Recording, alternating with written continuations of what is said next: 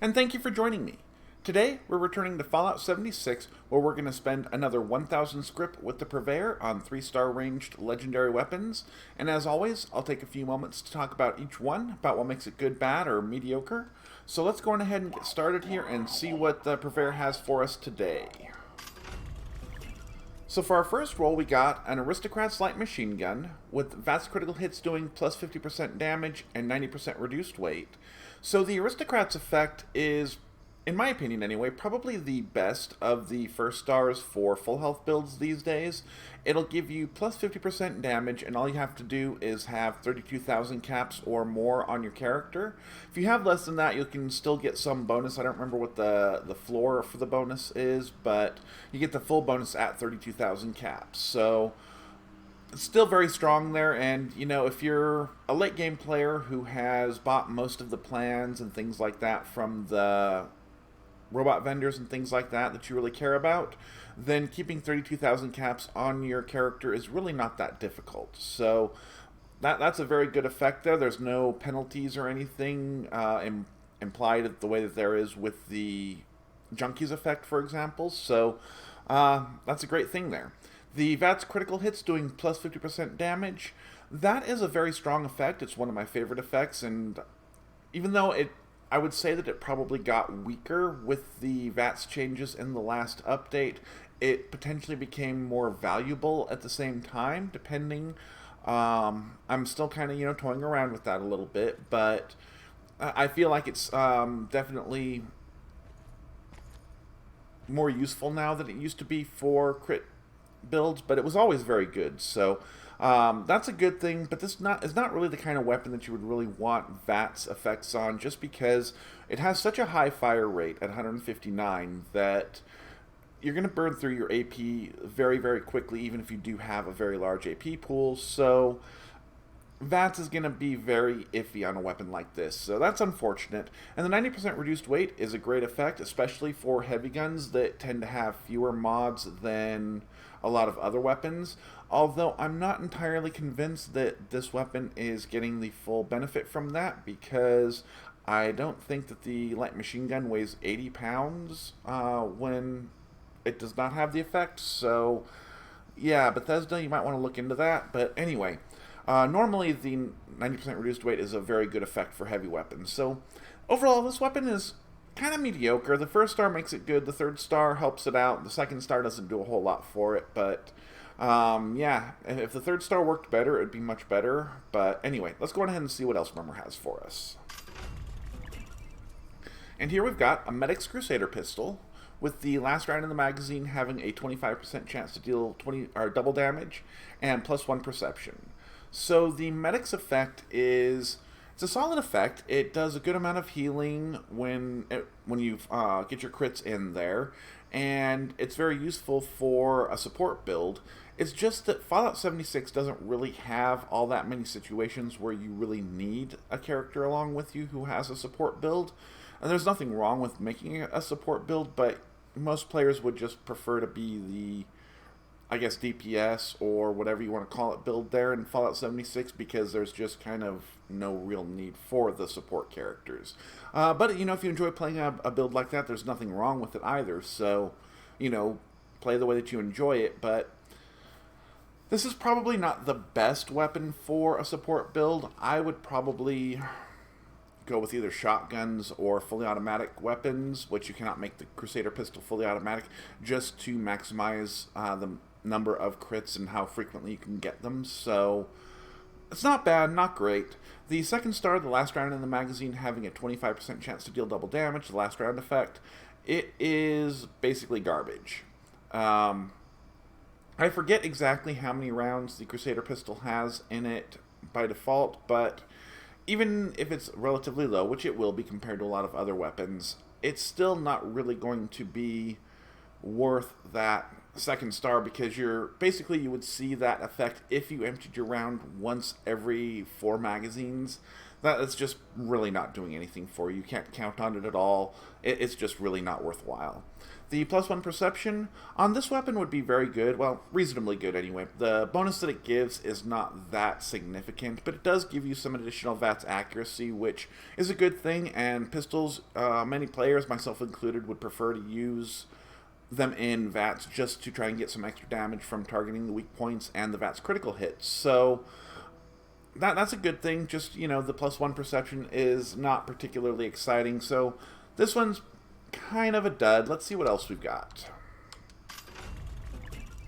And here we've got a Furious Cryolator with replenishing action points with each kill and plus 250 damage resistance while reloading.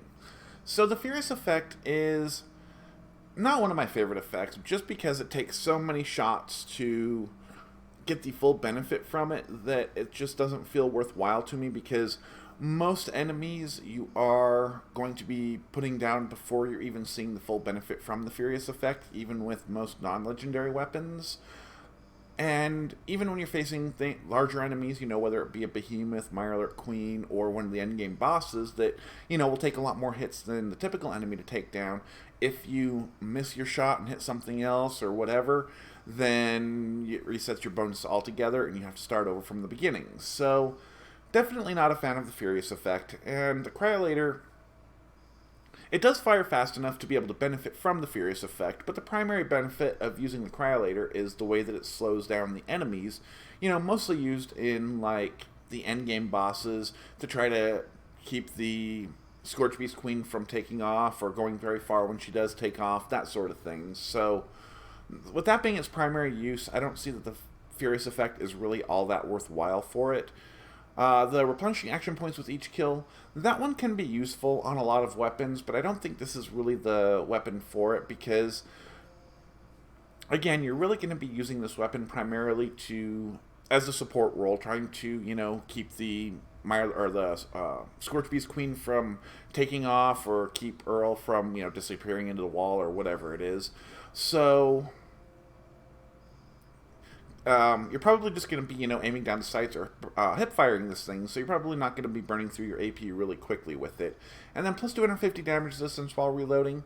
That's not a terrible effect, but at the same time, I don't see where it's really doing a whole lot for you. If you are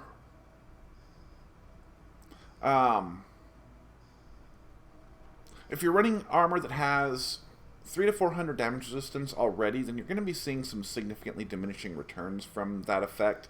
And even if you're not, you're only going to be seeing that effect when you're reloading. And on top of that, it does not include energy resistance, fire resistance, poison resistance, anything like that. So really not exciting. Overall, this one is pretty much a dud. So let's see what else Murmur has for us. And this time we get a Vampire Snubnosed 44 pistol with replenishing action points with each kill and +1 perception. So the Vampire's effect is one of my favorite first stars, at least for a lot of weapons. It is unfortunately best on weapons that are either fully automatic or that, like shotguns that have multiple pellets or whatever that fire per shot, because each hit is what gives you the healing, and the amount of damage or health that it heals is the same regardless of the amount of damage that the shot does. So slow firing, hard hitting weapons do not benefit from the Vampire's effect nearly as much as fast firing weapons do, or weapons that that have multiple pellets or whatever, such as shotguns, for example. So this weapon is definitely not going to benefit from it nearly as much as some other weapons, but that doesn't make it worthless by any means. It still can help keep you alive. So it's not the best first star for this weapon, but not terrible.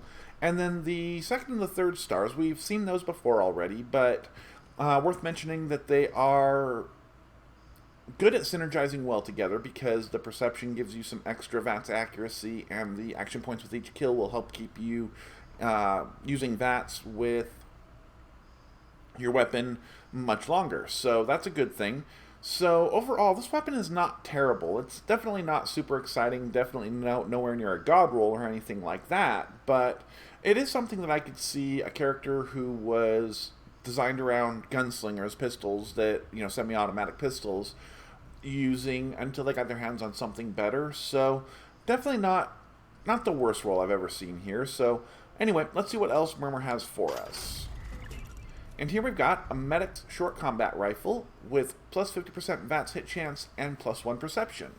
So the Medic's effect we talked about before is very good for a support role, and this is the kind of weapon I'd prefer to see it on like a handmade or a fixer, but if you're going to be a support build using the Medic's effect, then something like the combat rifle or the handmade or fixer or whatever, some sort of a weapon that you can make fully automatic is one of the ways that you're really going to be able to maximize that benefit. So that's a good thing. The combat rifle, its damage is a bit inferior to both the handmade and the fixer, so that's unfortunate, but otherwise it's still a solid weapon. You can definitely do your daily farming and things like that with no problems. You can even take a weapon like that to an endgame boss fight or whatever and be just fine. Just you won't be doing quite as much damage as the players who are using the more meta weapons. So overall, not too bad there. The plus 50% VATS hit chance, this is very good on this weapon and synergizes well with the third star. The third star also giving basically a little bit more VATS hit chance. So you're basically getting some extra damage with this weapon from that extra VATS hit chance by being able to more accurately target the weak points and have more of your shots hit them. So that's definitely going to increase your damage. It can also increase your effective range beyond the range shown on the weapon card, because those bonuses will help offset the penalties from the additional range, although you still will see the damage drop off from once you're beyond the range on the weapon card. But sometimes just being able to get any damage in, even if it's only half damage like it is for most weapons in that situation, is better than being able to get in no damage. So overall, this one is kind of interesting as a support weapon, but definitely, once again, not exciting. So let's see what else we get. And here we've got a Juggernuts auto grenade launcher with VATS critical hits doing plus 50% damage and plus 1 perception.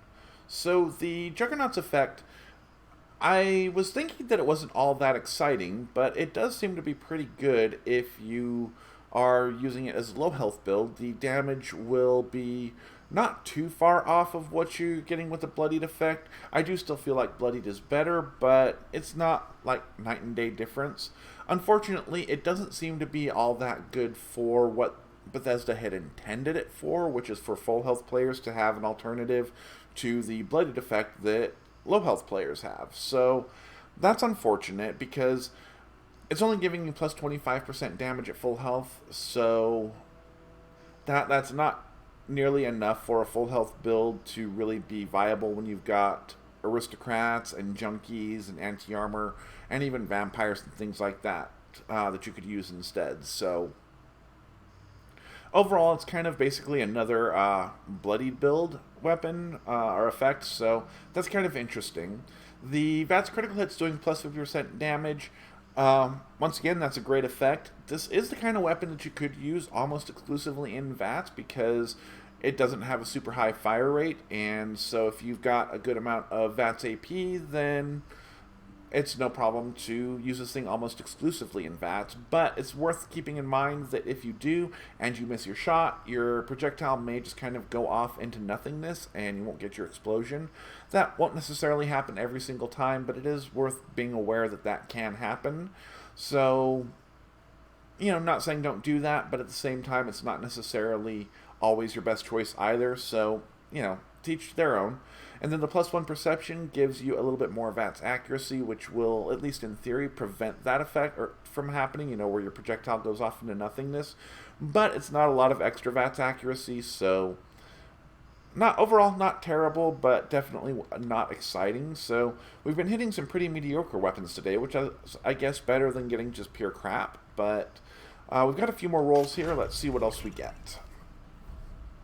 Well, I kind of spoke too soon, I guess. Here we've got an instigating crossbow with bashing damage increased by 50% and 90% reduced weight. So the instigating effect is, it doesn't do what it says. It is not double damage that you see on the damage card, which is very unfortunate. I think the effect is situational enough that there's nothing wrong with letting it be double the damage that you see on the weapon card, but I'm not one of the decision makers at Bethesda, so I don't have any input on that, unfortunately. But it can still be very good on the right weapon if the weapon has a high base damage.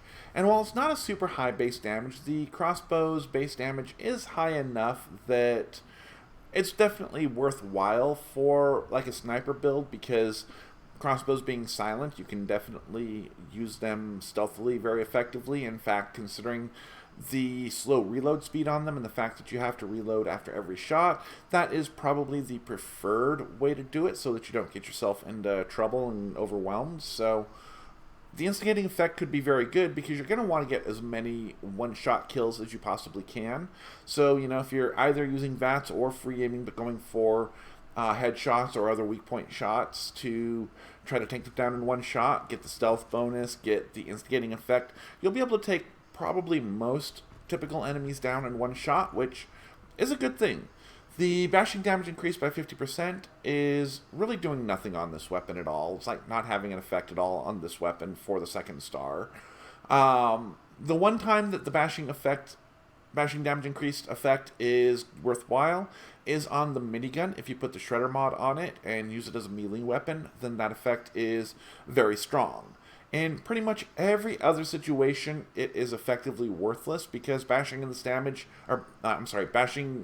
in this game is also effectively worthless. So, yeah, definitely not exciting there. The 90% reduced weight is not bad. I'm still, again, not sure that that's accurate. I guess it could be 12 pounds. I guess I'd have to go look, but I'm not going to do that right this second. But anyway, you know, the 90% reduced weight is not a bad thing, especially for me, since this is probably just going to sit on my character in my stash box until I have the Scrip available in the machine to trade it back in. So that's a good thing. Probably not the third star that I would really want on a crossbow that I was going to be trying to use for real, but, you know, in this case, it's not bad. So let's see what else we get.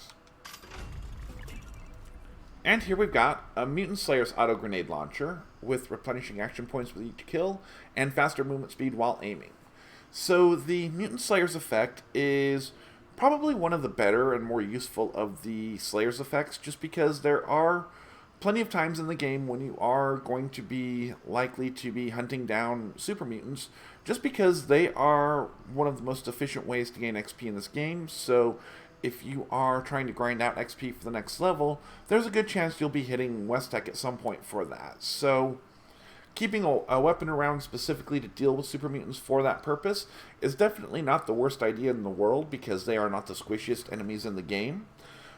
But this is probably not the weapon that you would want for that. I mean, a grenade launcher, you can definitely have some fun with it and make a build and such that is very effective with it, but I think most players would be more likely to use a weapon like a grenade launcher, just kind of keep it in their inventory for when they end up with a bunch of 40mm grenades in their inventory somehow, and then just pull it out to shoot some things with it until they're out of ammo, and then switch back to their normal weapons. So for that, this weapon is not particularly good, both because the first star is so situational and because it does not have the 90% reduced weight third star. The second star, replenishing action points with each kill, is, we've talked about it before, it's a very good effect. I don't think it's really necessary on this weapon, although if your build is not at all based around that AP pool, keeping a high AP pool, then it could be a lot more useful than it would be for, say, my commando characters who already have incredibly high AP pools and solid AP regeneration. So, but if your build is not like that, then you might be able to keep running this weapon almost exclusively in VATS thanks to that effect. So I could see it being useful, although not really the second star that I would really hope to find on this weapon. And then the faster movement speed while aiming, that effectively does nothing at all if you have the speed demon mutation, which I think most players will by the end game. And even if you don't, it's really only doing anything for you while you are running around the battlefield while holding the aim button, which I suppose for some players does happen at least sometimes, but I don't see a lot of players doing a lot of that. So once again, this one's pretty much a dud. Let's see what else we can get for our last 2 rolls, it looks like. And here we've got a Vampire Short Gamma Gun with 25% faster fire rate and 15% faster reload. So this one is, you know, bordering on God roll for Gamma Gun effects.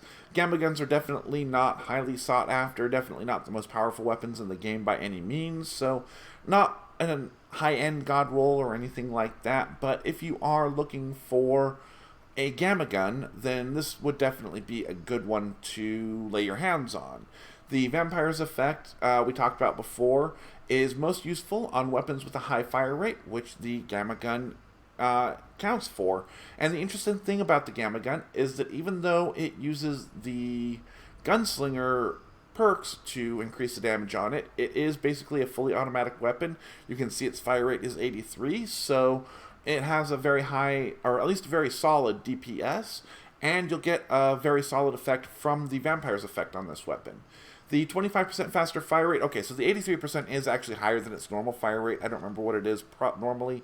Probably 60 to 65, somewhere in that neighborhood. But the 25% faster fire rate is increasing that up to 83, so that's just increasing the damage per second because you're just being able to empty your clip that much quicker. So that's a great thing. And then the 15% faster reload is probably the worst effect on this weapon, because if you have the speed demon mutation, it's not really doing a whole lot for you. If you don't, then that 15% faster reload is going to be very, very nice.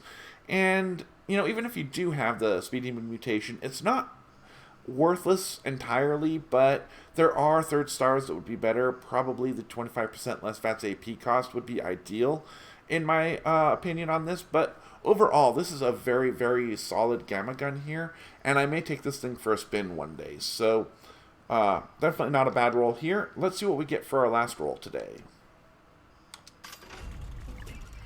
And here we've got a Medic's Ultrasight Gatling Laser with VATS critical hits doing plus 50% damage and plus 1 agility. So this weapon is kind of interesting just because it's a weapon that's not really very suitable for VATS just because of its incredibly high fire rate at 182 there. It's going to burn through your AP even on a character like my Commandos who have incredibly high AP and AP regen. It's just going to burn through their AP pool very, very quickly and force them to use either aiming down the sights or hip firing just because they're out of AP. So it's unfortunate that this particular weapon has basically 3 effects that are all mostly, at least, based around VATS benefit.